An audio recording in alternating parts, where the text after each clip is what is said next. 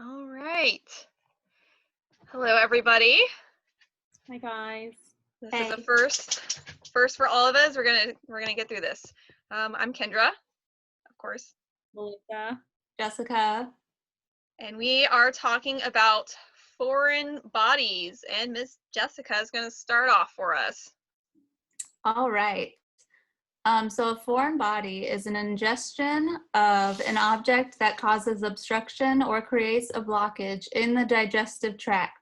Some examples of a foreign body can include dirty laundry like socks and underwear because of the owner's scent.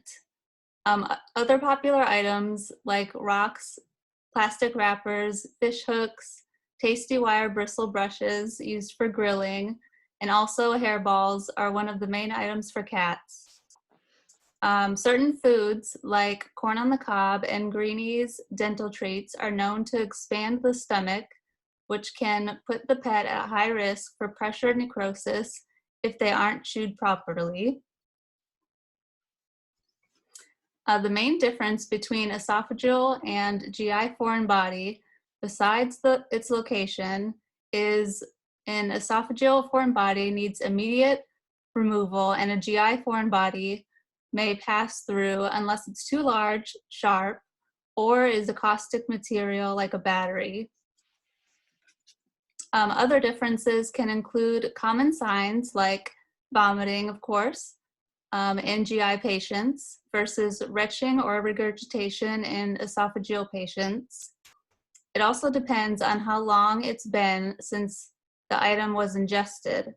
Everything is taken into consideration, and these factors play large parts in stabilization, the removal process and procedure, as well as post-op instructions and the cost. Okay, and Mellissa will introduce the esophageal foreign bodies. All right, so what is an esophageal foreign body? That could be anything that could get stuck in the esophagus, of course. It could be right at the opening, at the oropharynx, or down the distal and proximal, right before the sphincter of the stomach, I'm sorry. And just like Jessica mentioned, it could be toys, it could be food, anything that is too big for that dog or cat to swallow, pretty much. I think I'll go into the next slide. So in the next slide, just to give you visuals in regards to how dangerous these esophageal foreign bodies can be. In the top left, you pretty much see the cat with the needle. Sometimes you'll have that string attached to said needle. And then right at the bottom, of course, there's a radiograph with a dog already ingested a sewing needle, and it's stuck there in the esophagus, probably embedded into the soft tissue. And then right on the right-hand side, of course, this is a lab mix post-mortem, attempted to swallow a chunk of ham that an owner wanted to give as a treat. Unfortunately, it was not cut into small pieces. The dog, of course, out of hunger, probably is like, oh my gosh, food. And instead of chewing, decided to swallow it whole. And as you can see right there at the pluck, it's lodged right there at the opening of the esophagus. So symptoms of the esophageal foreign body, pretty much just like you see in any upper respiratory case, except of course this is something that's not supposed to be in the esophagus. Of course, you'll see your unproductive cough, hacking, salivating, pawing at the face. You'll definitely see that a lot if it's at the opening of the, right at the oropharynx. Of course, difficulty breathing if that item is very large, and sometimes a little patient becomes recumbent because the amount of stress they're in because of said foreign body lodged. And then pretty much the diagnostics kind of run just the same as a regular GI foreign body, but normally if it's not noted, as you notice on that cat with the needle impaling the soft palate, normally radiographs are done to see where the location of said esophageal foreign body is located, plus or minus barium contrast if not noted in radiographs, just to make it much easier. Just as you see in that top radiograph, where the you'll notice where the arrows are at, that's where the constriction of the foreign body that's causing all the backflow of the barium. And then every once in a while, depending on the doctor in charge of the case, they'll probably do an ultrasound. Okay, and then Kendra will introduce how to treat the esophageal foreign bodies. Okay, so esophageal foreign bodies can be treated sometimes very similarly to the GI foreign bodies. They are a little more of a emergent case than your GIs because you have to remove that item immediately due to possible suffocation, because if it's a large enough object that has been lodged in the esophagus, it can block off the trachea. Don't mind me, I'm fighting with my dog trying to keep her away from the camera real quick. Bloopers. All right, so one of the most common procedures done for esophageal foreign bodies is an endoscopy. An endoscopy is where an endoscope is inserted into the esophagus, and an endoscope can either be flexible or rigid, and it has a camera and a light attached to it, so it can be used to visualize internal structures. So a endoscope is passed through the esophagus and is advanced until the item is visualized, and then you can either, most likely what you'll do is try to remove the foreign body out the way it came in. So a lot of tools, as you can see on the screen here, are little attachments that can go into the endoscope, little clamps, hooks, nets, certain tools that can be used to grab a hold of the foreign body and pull it out. Of course, that is in about 90% of your cases. There is the 10% of esophageal foreign bodies where you don't want to remove it the way it went in, because it can either be very sharp, and what it can do is cause severe damage in the movement of pulling it out of the esophagus, and you want to avoid lacerating the entire esophagus because that'll be more prolonged healing time, and it can actually cause so much damage that it could potentially kill the patient in the process. So we want to avoid causing any further damage. Some problems with this procedure is, of course, generally you want to anesthetize your patients so that they are completely out while you're doing this. It is a little bit of an invasive procedure. There can be problems with ventilating the patients and proper intubation due to the fact that the foreign body can be blocking the trachea. So you'll have to keep that in mind, and you'll have to monitor the blood pressure, because a lot of these foreign bodies can be so far in the esophagus that it can be adding pressure to the heart as well. So you'll want to monitor all those items as well. So in the 10% of cases where you cannot extract the foreign body through the esophagus, what you can do is one of two options. The first one is to manipulate the foreign body so that it completes its transition from the esophagus into the stomach. So a lot of times a rigid tool is used to kind of coax it into the stomach, where it can then either be allowed to digest naturally through the digestive tract. For example, if it was a treat that just happened to turn sideways and get lodged in the esophagus, once it's in the stomach, a lot of times you can just let it digest naturally and pass along the GI tract. Sometimes that's not the case, and once it's in the stomach, what you'll then do is a gastrotomy, which is an incision into the stomach directly through the abdominal wall. That'll be discussed a little bit more thoroughly in this presentation here, but you can cut in and remove the item through the stomach, or you can perform I can't really pronounce it well, but esophagostomy, which is an incision directly into the esophagus. The patient will be dorsally or on their back, and you'll do an incision into the esophagus, and then you'll gently move the trachea out of the way, which the trachea is, of course, your windpipe. Move that out of the way, visualize the esophagus, and then cut directly into the esophagus at the point where the foreign body is, and then extract it that way. And now we'll move on to GI foreign bodies. Okay, so back to GI foreign bodies. Some signs and symptoms include vomiting, inappetence, lethargy. Those are going to be your most common signs for GI foreign bodies.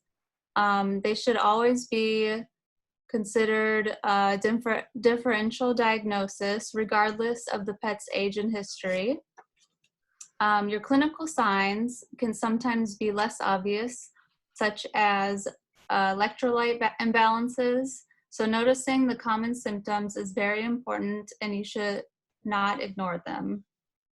Let's see. Okay, and your diagnostics, which can detect fluid, gas, and of course the object. Diagnostics for GI foreign bodies are your computed tomography, ultrasound, radiographs, as well as witnessing a pet ingesting the object. Gas distended loop of bowel on an x-ray may mean obstruction. This may need a contrast radiograph to help locate the object. Barium administration is an example of contrast material that can help outline non-metallic gastric foreign bodies and can create dilation and can shadow the artifact on an abdominal ultrasound.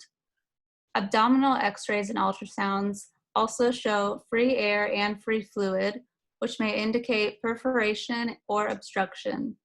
If there's free fluid, you want to make sure you collect a sample and sample for cytology and for bacterial culture.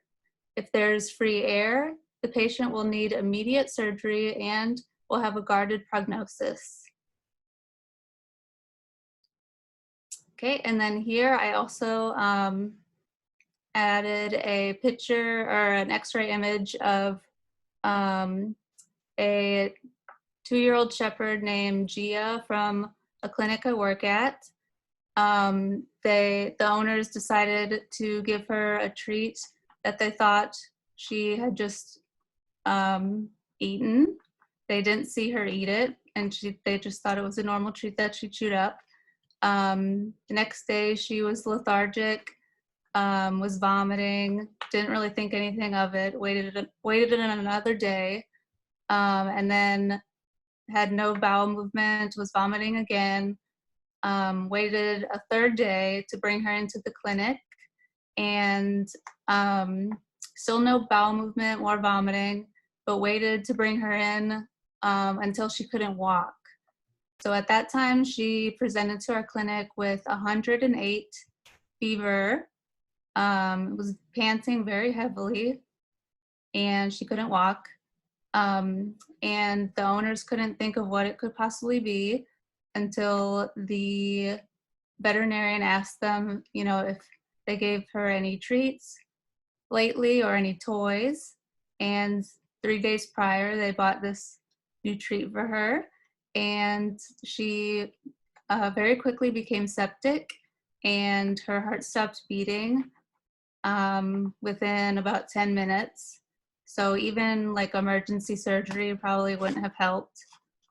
And she didn't make it through. So even highly digestible treats with no rawhide, and she had no history of any other foreign bodies. So you always want to make sure to monitor your pet. Okay, and then here are the treatments for GI foreign bodies. All right, so I pretty much have to divide this in 3 different sections, just like Kendra mentioned earlier. There are different ways of treating foreign bodies, just it all depending on the stages that they're in. So let's start with pretty much our, oh my gosh, Fluffy ate chocolate, which is also considered a foreign body. Owner comes in, lets us know that we ate chocolate within the first 30 minutes to an hour. And what do? We give apomorphine to start some emesis. Cats, of course, you want to give xylazine instead. Apomorphine is not recommended. It does a different effect to cats, of course, since we've all learned that. Sometimes after we've induced vomiting, depending on the doctor on the case, of course, they'll prescribe or administer an antiemetic, in this case, of course, Cerenia. Sometimes, like I mentioned, at home, and we'll have the owner monitor for the next 12 to 24 hours, see how the patient's doing after emesis. Now for your, now for your pretty much in-depth in surgery type from body, this is where it's been stuck in the pylorus for several days, kind of like the shepherd that mentioned, of course, if the owners have brought it days prior. Pretty much just like any procedure, you want to place an IV catheter, start fluids to avoid sepsis. Antibiotics are administered before, during, and after procedure. Pretty much your typical antibiotics, metronidazole, enrofloxacin, cefazolins, mostly used before, during surgeries, and of course after it could either be metronidazole or sent home enrofloxacin. And then of course, just like any procedure, you prepare the portion of the body that the doctor is going to be cutting into, and of course in this case it'll be an abdominal surgery, depending on the location of the foreign body, of course. Laparotomy if it's down in the intestines, of course, enterotomy. And then pretty much to your rare cases where the foreign body can be, pushed down, just like Kendra said, that's if the patient, of course, is not presenting symptoms. If it happens immediately, radiographs ensure that it is small enough for it to pass with or without barium study. And of course, it's highly, highly, highly recommended that at least patients stay at the hospital or clinic for monitoring. If not, of course, we'll give charge to the owner to go ahead and monitor for the next few days, and of course, see if foreign body has made it through, of course, a bowel movement. But yeah, that's pretty much your run-of-the-mill in regards to how to treat each stage of a foreign body.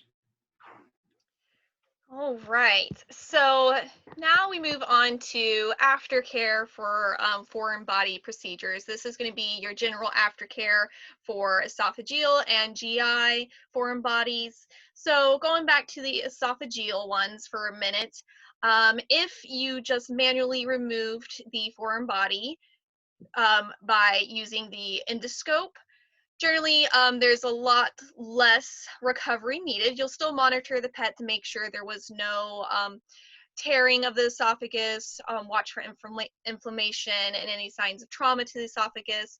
You can still provide water fairly quickly afterwards, same thing as food. You might want to give them a softer diet, something a little easier to swallow, so as to reduce any further trauma to the esophagus, since it's probably going to be a little tender after having this large item that was lodged there removed.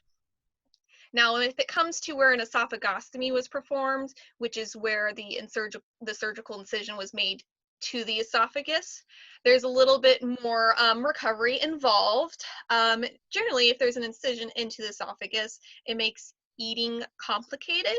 So a lot of times feeding tubes are used. There's the gastric feeding tube, which is placed directly through the abdomen into the stomach, and food can be provided that way. And then there's also esophageal feeding tubes where it can be inserted below the incision site. So if they cut you on, for example, using my neck here, if the incision was made here, the feeding tube would be placed beneath it so that food could bypass the surgical area, allowing it to heal, and you can still provide nutritional support to your patient. You'll still want to watch for signs of perforation or tearing of the sutures to make sure everything doesn't get infected and it stays in place and heals properly. You'll also check for excessive swelling and fluid buildup as well. Now, if a gastrotomy or enterotomy was performed, which is the cutting into the stomach or the intestines to remove the foreign body, same thing, feeding, you're going to want to give them a little more of a liquid diet to kind of ease into food, since everything's probably going to be a little inflamed and sensitive. That'll most likely be through a gastric feeding tube. A tube could be temporarily placed nasoesophageal, where it's just placed for quick feeding and then removed. It all depends on the case, on how severe it is, and what the veterinarian decides is the best way to provide nutritional support for the patient. Now, generally, overall, these are surgical procedures, so it'll be just like any other post-op care for any other procedure that you may have ever had or your pet may have had at some point. You'll want to keep the surgical sites clean, and you want to make sure that they do not self-mutilate. Keep the cone of shame on your pet as much as you can to keep them from ripping those sutures out, because if they do that, then the wound will open up, it can get infected, and intestines can potentially come out of the wound as well. This is dehiscence, and you definitely don't want stuff that's supposed to be inside now on the outside. So you want to prevent your pets from potentially agitating the surgical sites as well. You're going to want to provide water generally within 4 to 12 hours post-op, and food, depending on the situation.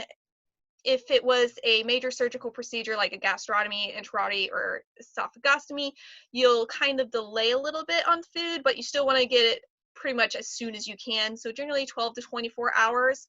And you really want to provide food pretty quickly, because you want to keep GI motility. You want to keep the intestines moving naturally as they would with their muscle contractions. You do not want them to remain flaccid, not being used, because then more serious problems can pop up, and then it'll be harder to get everything moving right, and it can cause further GI problems later on down the road.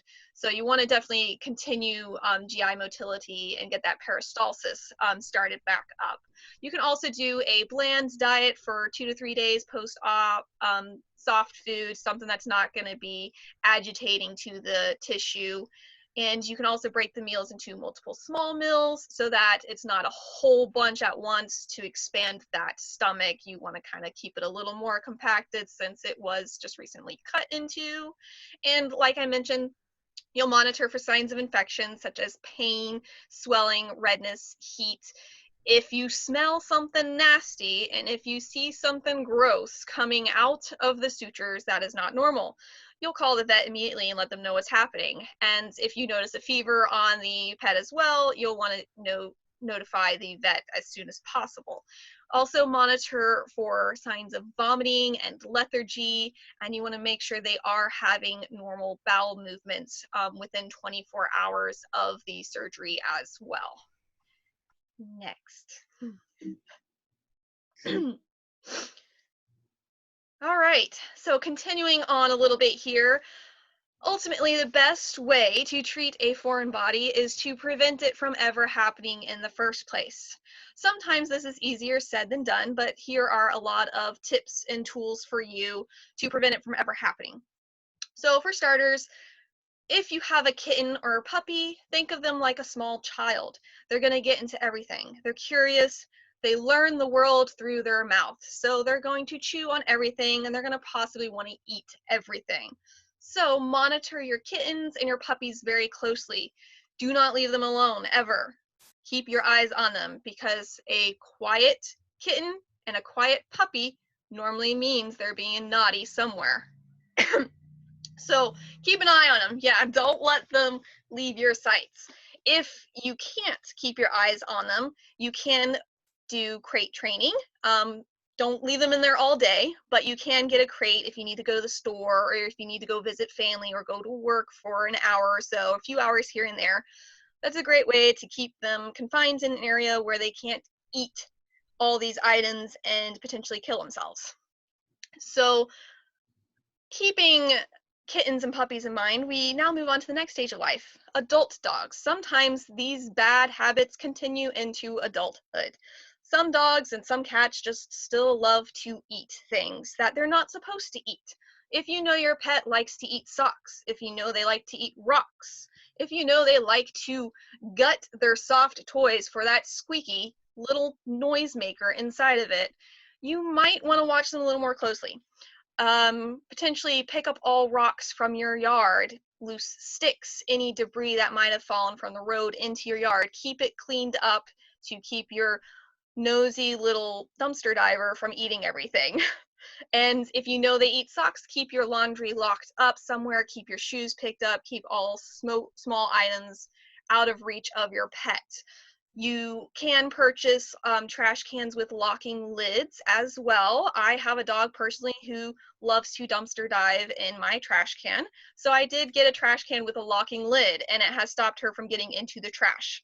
So that's another tool you can get. You can also you can also make sure you have appropriately sized toys. If you have a giant Great Dane, you don't want to give them a tiny little ball, because that is a choking hazard. You want to give them a toy that is appropriate for the size of the animal, because they may accidentally swallow it in the process of playing with it.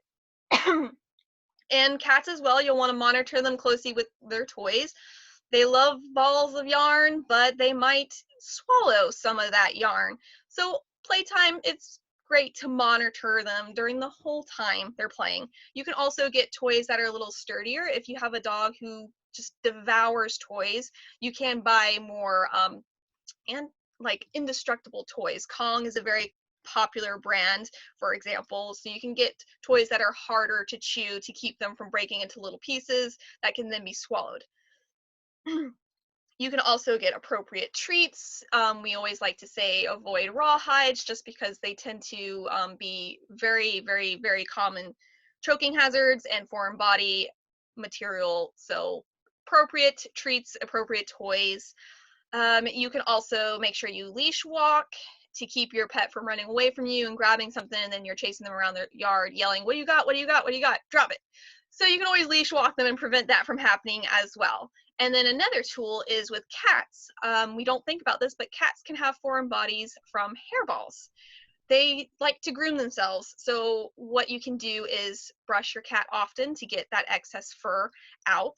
You can also shave some cats. If they're a long-haired breed, you could potentially shave some of that hair down to keep it maintained so that they don't swallow so much, and it'll help reduce the risk of hairballs. And there's also certain supplements and special diets that are formulated for hairball therapies, and you can just look into those and see what works best for your cat and your puppies and all of them together. But of course, the best thing is just monitor your pets and make sure you keep everything out of reach for all of them. And I think that concludes the crash course on foreign bodies, unless anybody else wants to add something. In regards to the raw hides, I'm pretty sure most of you know of the CET chews, the Hextra chews. If an owner is wanting, something durable for the dog to chew on, there's those Hextra chews. They're 98% digestible, so of course buy the appropriate size for your dog, and they're good for their teeth too. So it's a win-win right there. Yes. All right. So, of course, if anybody has questions, concerns, comments at all, feel free to fill those out in the box that I'm assuming is going to be below this video somewhere. And I would love to include all the bloopers for this, so I'm going to post those too. And so that's it. And I hope you guys enjoyed. Bye.